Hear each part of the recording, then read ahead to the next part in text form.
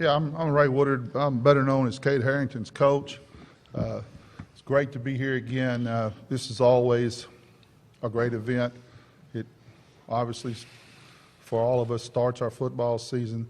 The two young men that I have the honor to have here with me today, it's one of the things that I enjoy about being a head coach more than anything when I get to talk about two young men like these two guys.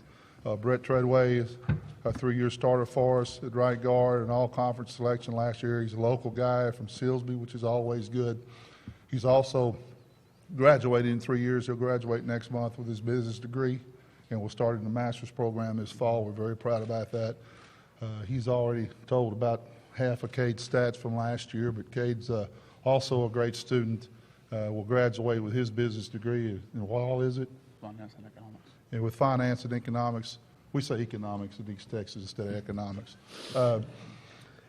at Christmas. So he'll graduate early as well. Both of them carry over 3.0s, and these are the type of guys that you like to see have the type of seasons and the careers that they've had, and they're going to both go on and do great things after they leave Lamar, and they've always done a great job of representing us.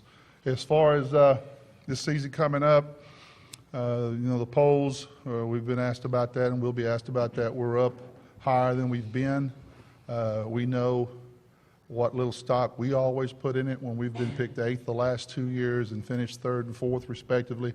So we realize that it's good. It's kind of a compliment to see other people think that we have an opportunity to be better, but we know that that's not going to translate into wins, that we're going to have to go out there and do it on the field, because it certainly didn't hold us back the last 2 years being picked 8th. So the polls are polls, and they're good, and there's something for us all to talk about today. But after today, we all go to work to try to beat one another, and we'll go from there. We are excited about the season. We have a number of players back. We have a lot of experience back, and we expect big things out of our football team this year.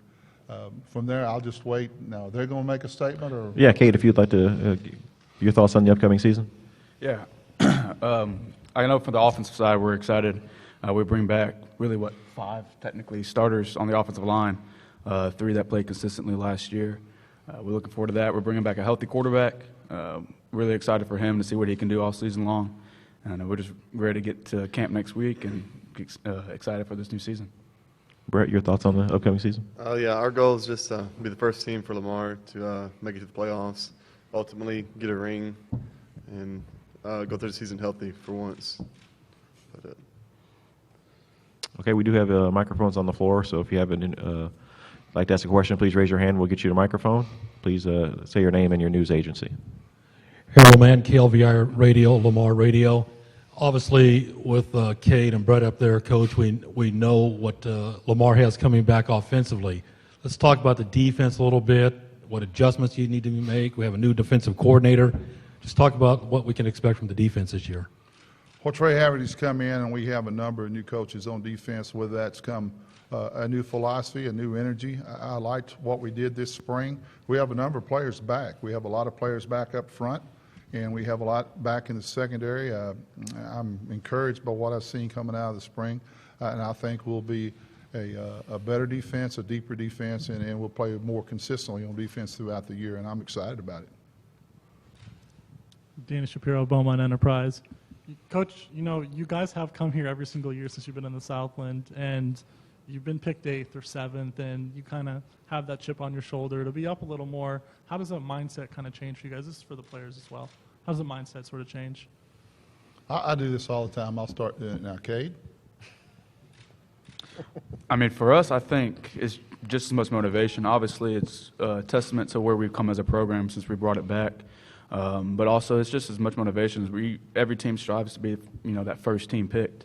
And it's just going to give us a little extra fire, as well as getting a little more recognition coming into the season, to know that we got to be ready for our first game, September 3rd.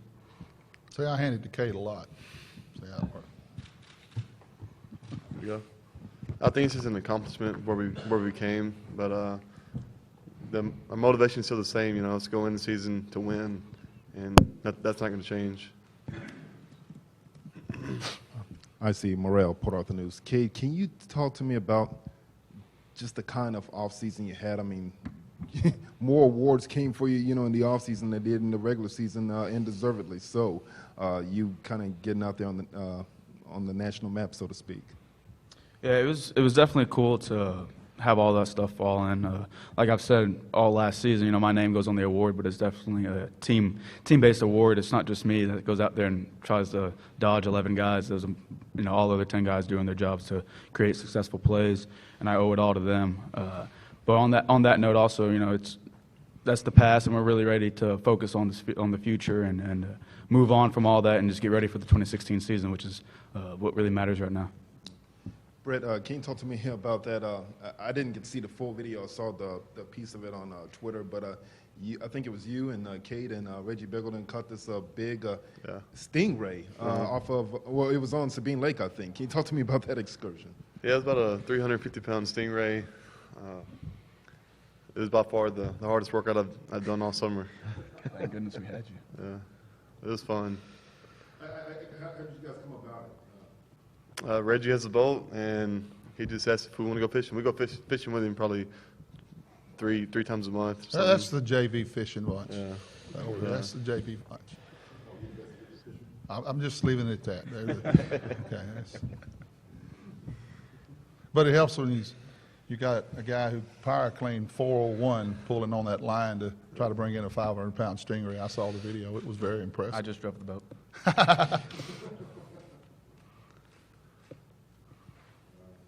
Coach Woodard, can you hear me? Yeah, PT but I in the can't middle. see you. Oh, okay. That's the first time. How you doing? That's the first time somebody didn't see me. And I say Coach Woodard, Coach Dr. Woodard. I like saying that because not too many. I think there's about 5 in the college ranking. It's doctors, head coaches. Am I correct?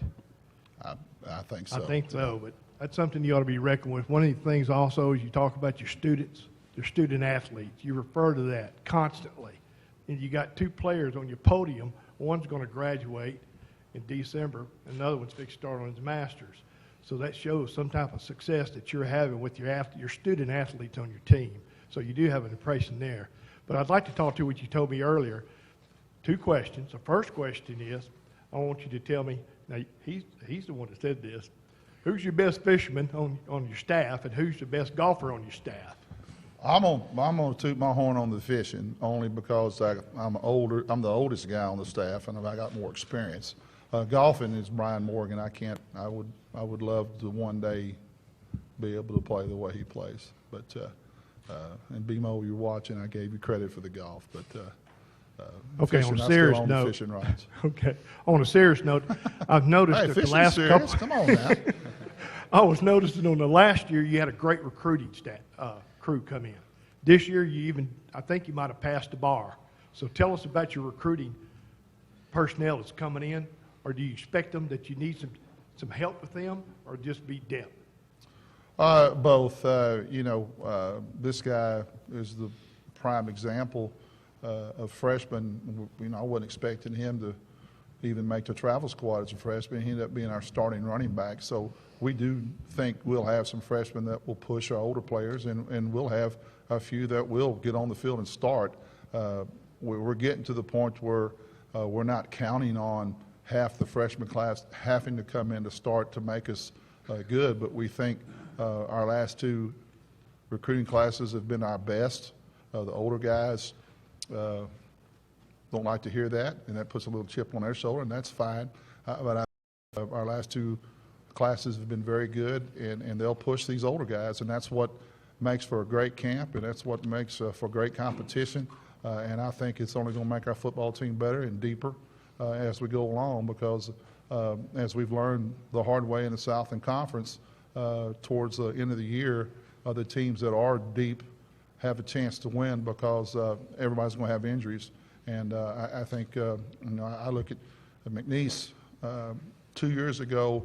They opened up against Nebraska, and I saw that game, and they should have beat Nebraska. And I thought, boy, they're head and shoulders better. By the time they played us, they didn't have hardly the same bunch on the field. This past year, they were able to stay healthy, and your health and your depth has a lot to do with how you play the second half of the year. And I think we're going to be deeper than we've been.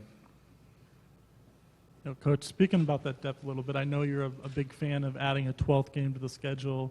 What are your kind of thoughts on just the 12th game, and then just the issues that could come with it, with not having a fresh team? And this is for Kade too, because you've missed some time with it. Well, I like that we have a lot of teams in our league playing. We have 9 conference ball games, and that's good. But what it's done, the odd number of the year when you only have 4 conference home games, it makes it tough to have 6 home games when you only have an 11-game schedule.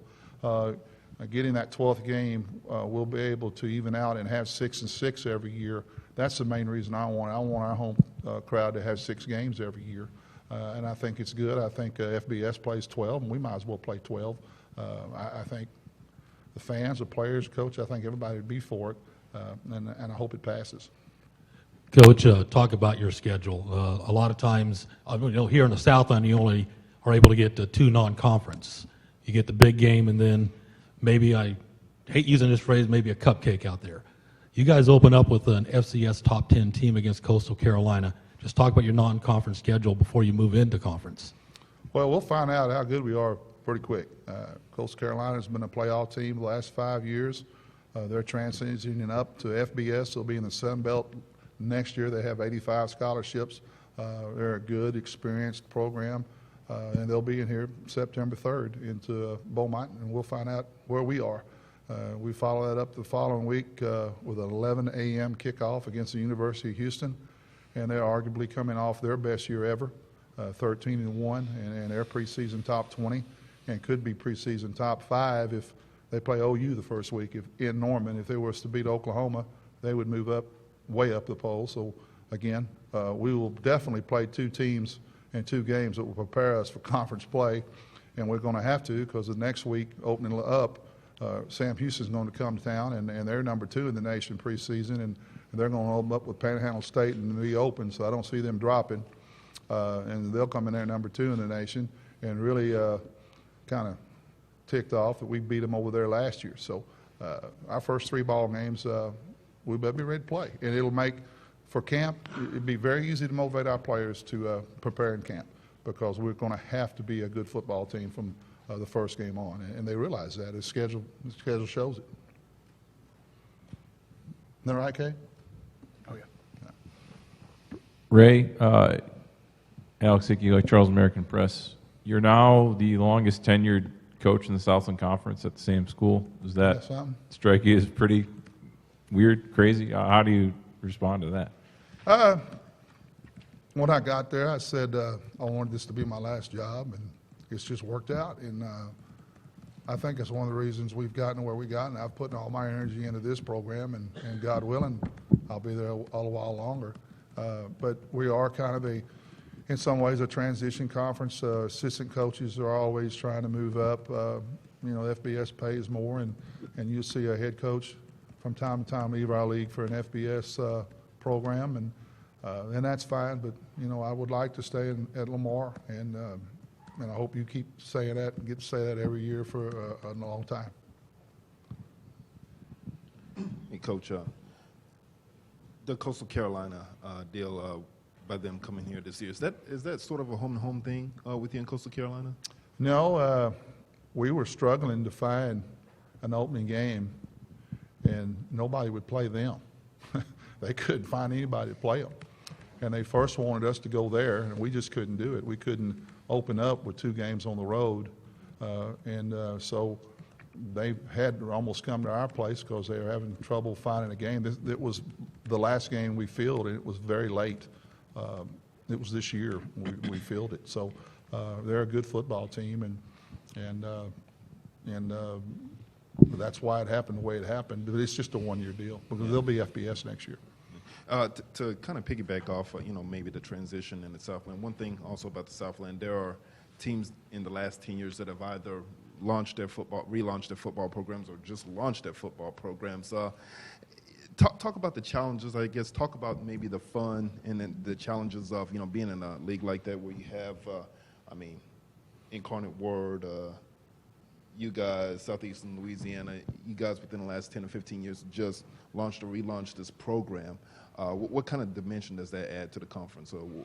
how fun is that challenge? Well, I think it's a blessing and a curse. I think when you're a startup program and you're going into the Southland Conference, there's a lot to sell. When you say we're going to be a member of the Southland, that means something to recruits and to areas, because this is a great football conference. And to say you're going to be a member of that, it gives you instant credibility. The flip side of that, this is a very, very tough conference to start out in, to be a startup program. When you start playing like you're a JV and you're playing the varsity, and this is a real football league, and the first couple of years you're playing against men, and it seems like you're playing with boys a lot of time. This is a very tough league to grow in, and we've done it, and we're getting there, and the other programs will too. And every year at the new programs in our league, you'll see them getting better and better. You'll see the so-called bottom half win and beat more of the top half. We've already seen some of that, and it'll continue to happen. And I think it's just going to make our conference stronger. I like our conference from top to bottom. I think it's a great league. One last question, Coach. You said the last two recruiting classes, I think you're talking about 15 and 16 were your two best ones. Why do you say that? I think we come off of an 8-4 year. I was given a new contract. Lamar University has a lot to sell academically. We were doing a good job on the field, and it just snowballed and carried over, and we had a lot of things to sell and to tell recruits, and it's carried over 2 years in a row. Now, we didn't get all of them, but I'm very happy with our recruiting classes, and it's just been very positive. I think what a lot of people were holding back to see is, could we do it on the field? And when we finished up, I think we won 7 of our last year, or 6 of our last 7, or whatever it was. We finished up good, and like I said, you showed that I was going to be there for a while, and it kind of all came together.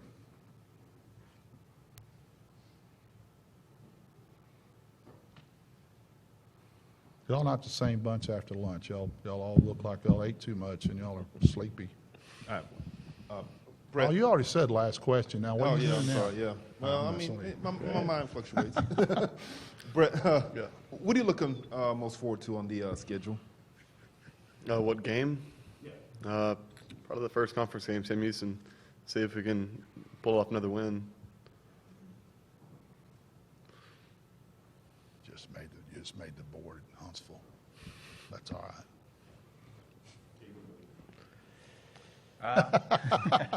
I'm looking forward to that first game. I think it's going to be like what he kind of follow up what Coach Woodard said. It's going to be a huge testament to see how good we came together during camp, and just see how good we really are right away.